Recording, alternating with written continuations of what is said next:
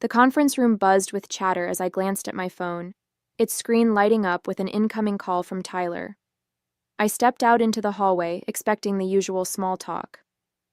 "How's the trip? When will you be home?" Instead, Tyler's voice came through cold and smug. "I'm divorcing you," he said, his tone almost triumphant. "I've already sold the apartment, so you'll need to figure out where you're going to live. Enjoy that." For a moment, I couldn't breathe. The audacity of it, the complete lack of remorse, it was almost laughable. My hand tightened around the phone as his words sunk in. "You sold the apartment?" I asked, keeping my voice steady. "Yeah," he said with a dry laugh. "Nicole and I need the money to set up our life together. She deserves better than a tiny place like that anyway." Nicole. The name stung, though I'd suspected for months that there was someone else. Tyler's late nights, his sudden work trips, and the mounting distance between us all pointed to a third party. But to hear him speak her name so casually, as if I were the intruder in their life, lit a fire in my chest. "Sounds good," I replied evenly. There was no way I was giving him the satisfaction of hearing me crack. "My name is Amelia, and up until that phone call, I thought I'd married a man I could trust. Tyler and I had been together for 6 years, and while things hadn't always been perfect, I'd believed in our partnership. We'd worked hard to buy our apartment, a cozy 2-bedroom in the city that I'd fallen in love with the moment I saw it. It wasn't just a home, it was a symbol of everything we'd built together. Or at least that's what I'd thought. Looking back, there had been signs, small cracks in the foundation I'd ignored. Tyler's dismissive attitude whenever I asked about finances, his tendency to brush off my concerns with a charming smile and a quick kiss. I'd always assumed his confidence came from knowing what he was doing. Now I realized it came from knowing he could manipulate me. The rest of the day passed in a blur. I sat through client meetings, nodding at all the right moments while my mind raced. Tyler thought he'd won. He thought he could pull the rug out from under me, sell the home I'd worked so hard for, and walk away scot-free. But there was one crucial detail he didn't know. The apartment deed had been in my name alone for months. I'd had it transferred after we refinanced earlier in the year, a move Tyler had agreed to without much thought because it meant a lower interest rate. He'd never bothered to ask about the details or read the paperwork he'd signed. His carelessness was going to be his undoing.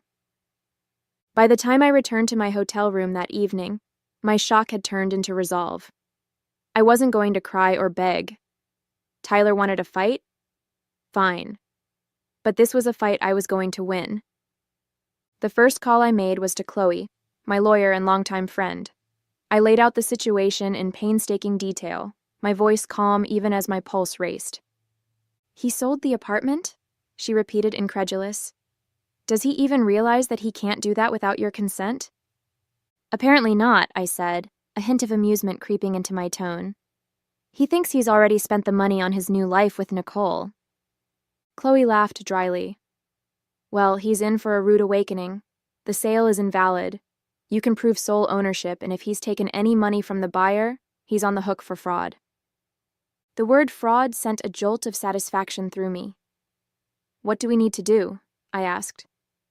"First, we'll notify the buyer that the sale isn't legal," Chloe said. "Then, we'll draft a formal letter for Tyler, outlining the consequences of his actions. If he's dumb enough to try anything else, we'll take him to court." As I hung up, I felt a strange sense of calm settle over me. Tyler thought he'd outsmarted me, that he'd left me powerless and scrambling. But in reality, he'd just set himself up for the ultimate humiliation. I spent the rest of the trip focusing on my work, compartmentalizing my emotions and channeling my energy into the task ahead. The betrayal hurt, but the prospect of reclaiming my life and watching Tyler's smugness crumble gave me a sense of purpose I hadn't felt in months. When I boarded the plane home, I was ready to face Tyler, ready to dismantle his lies, and ready to start a new chapter without him. This wasn't just about winning. It was about taking back control. The flight home gave me hours to think about how everything had unraveled. Tyler's arrogance was astounding. He hadn't even tried to hide his betrayal, as if I was just another obstacle to bulldoze on his path to freedom. But instead of spiraling into anger, I focused on what I'd do when I returned. Tyler thought I was powerless, but he didn't realize I'd been playing the long game without even knowing it. As the plane touched down, my first call was to Chloe. "I'm back," I said as I hauled my suitcase off the luggage carousel. "What's the next step?" "We've already notified the buyer," she replied, her tone brisk and efficient. They were shocked, to say the least, and not too happy with Tyler. They're willing to cooperate, which helps our case. "And Tyler?" I asked. "I sent the formal letter to his email this morning," she said. "It outlines the illegality of the sale, your sole ownership of the apartment, and the potential consequences of fraud. He hasn't responded yet, but if I had to guess, he's going to be furious." Good, I thought. Let him stew. When I arrived home, the apartment was eerily quiet. Tyler's things were still there, his jackets draped over the chair, his shoes carelessly tossed by the door, but the place felt different, like the energy had shifted. I took a deep breath and set my suitcase down, knowing that the confrontation would come soon enough. Sure enough, Tyler came storming in that evening, his face red with anger and his phone clutched in his hand. "What the hell is this?" he shouted, waving the letter Chloe had sent. "You're telling me I can't sell the apartment? It's half mine." "No, Tyler," I said calmly, crossing my arms. "It's not. The deed has been in my name for months. You can't sell something you don't own." He froze, his face a mixture of confusion and rage. "What are you talking about?" I grabbed the deed from the file I'd pulled earlier, holding it up for him to see. "After we refinanced, I had the deed transferred to my name. You signed off on it, remember? Or did you just skim the paperwork like you always do?" For a moment, he said nothing. Then his expression twisted into a sneer. "You think you're so smart, don't you? This doesn't change anything. I already made a deal, and you're going to look like a fool when it all falls apart." I stared at him, unblinking. "The sale is already void, Tyler. The buyer knows it, and they're ready to take legal action if you don't return the money. Oh, and speaking of money..." I took a step closer, lowering my voice. "If you've spent a single cent of that deposit, you're in even bigger trouble." Tyler's confidence wavered for the first time. "You don't know what you're talking about," he muttered, avoiding my gaze. "Oh, I know exactly what I'm talking about," I said, my voice steady. "You've spent years treating me like I'm too naive to notice what you're doing. But guess what, Tyler? I've been paying attention, and now you're going to deal with the consequences." He started pacing, his frustration mounting. "This is ridiculous. You're blowing everything out of proportion. You can't just kick me out of here?" I raised an eyebrow. "Actually, I can. This apartment is legally mine. You can stay here for now, but only because I'm giving you the courtesy of time to figure out your next move. But let me be clear, I'm not going anywhere." Over the next few days, Tyler's anger turned into desperation. He called me repeatedly, leaving frantic voicemails that alternated between begging and threatening. Meanwhile, Chloe worked behind the scenes to ensure that every loose end was tied up. The buyer rescinded the agreement, furious at Tyler for wasting their time and money, and Chloe drafted the preliminary paperwork for the divorce proceedings. "You're in a good position, Amelia," she told me during one of our meetings. "Tyler has no leverage here. Between the voided sale and the fraud charges hanging over his head, he'll have to cooperate if he wants to avoid a bigger mess." Her words were a relief, but they also reminded me just how much I'd allowed Tyler to control my life. For years, I'd ignored his dismissiveness and arrogance, telling myself it wasn't worth the fight. But now, I saw how much I'd been giving up, and I was determined to take it all back. Lauren, my best friend, came over one evening to help me reorganize the apartment. We boxed up Tyler's things, carefully stacking them in the corner of the living room. "How's he taking all this?" she asked, holding up one of his gaudy ties with a smirk. "Not well," I said, laughing despite myself. "He's still convinced he can talk his way out of it, but I'm not budging." "Good," she said, tossing the tie into the box. "He doesn't deserve a single inch of your space or your time." I nodded, feeling a wave of gratitude for her support. For so long, I'd felt alone in my marriage, carrying the emotional and financial burden while Tyler took credit for everything. But now, I had people in my corner, and that made all the difference. The final piece of my plan fell into place the day Tyler brought Nicole to the apartment. I was sitting at the dining table reviewing some paperwork when they walked in like they owned the place. Nicole looked around with a smug smile, her arm looped through Tyler's. "So, this is where we're staying?" she said, her voice dripping with entitlement. I stood up, my heart pounding but my resolve unshaken. "No," I said firmly. "This is where Tyler was staying. You, Nicole, won't be staying here at all." Her smile faltered and she glanced at Tyler, who looked equally stunned. "What is this?" he demanded. "This," I said, gesturing to the apartment around me, "is my home. Not yours, not hers, and certainly not a hotel for you to shack up in after stabbing me in the back." Nicole's expression turned icy, but she said nothing. Tyler, on the other hand, looked like he was about to explode. "You can't do this!" he shouted. "You're being unreasonable." I met his gaze, unflinching. "No, Tyler. What's unreasonable is thinking you could sell my home, walk away with the money, and expect me to just roll over. You're lucky I haven't filed criminal charges for now." Tyler stood in the doorway, his face red with frustration, while Nicole crossed her arms, looking increasingly uncomfortable. "You're being ridiculous, Amelia," he said, his voice laced with desperation. "You can't just kick me out of my own home." I took a step forward, my voice calm but unwavering. "This is my home, Tyler. The deed has been in my name for months, and you know that. You signed the paperwork without even reading it, just like you always do. So no, this isn't your home anymore." Nicole glanced at Tyler, her perfectly manicured hand tightening around her purse strap. "Wait, what's she talking about?" she asked, her tone sharp. "You said this was your apartment, that you sold it." He flinched, trying to wave her off. "It's complicated. I'll handle it." "Oh, it's not complicated," I said, stepping closer. "You tried to sell an apartment that doesn't belong to you. That sale is void, Tyler. And as of right now, you don't have a leg to stand on." Nicole's composure cracked. "You mean the money you told me you had—" She stopped mid-sentence, her voice rising. "Oh my God, did you lie about that too?"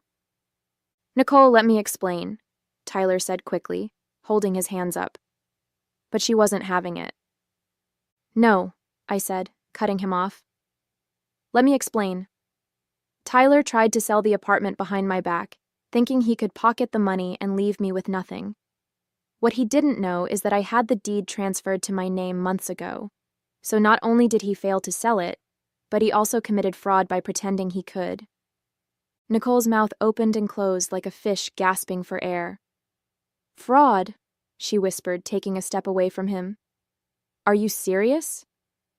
"Yes, fraud," I said, crossing my arms, "and I'm prepared to press charges if he doesn't get his things and leave by the end of the day." Tyler's facade finally cracked. "You can't do this, Amelia," he said, his voice pleading now. "We've been together for 6 years. You can't just throw me out." "You threw me out the moment you made that phone call," I said, my voice hardening. "You told me you were divorcing me and laughed about me having to find a new place to live. You didn't just betray me, Tyler. You tried to ruin me.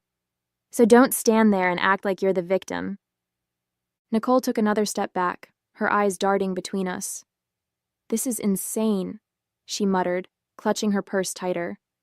"You didn't tell me any of this, Tyler. You said you had everything handled." He turned to her, desperation written all over his face.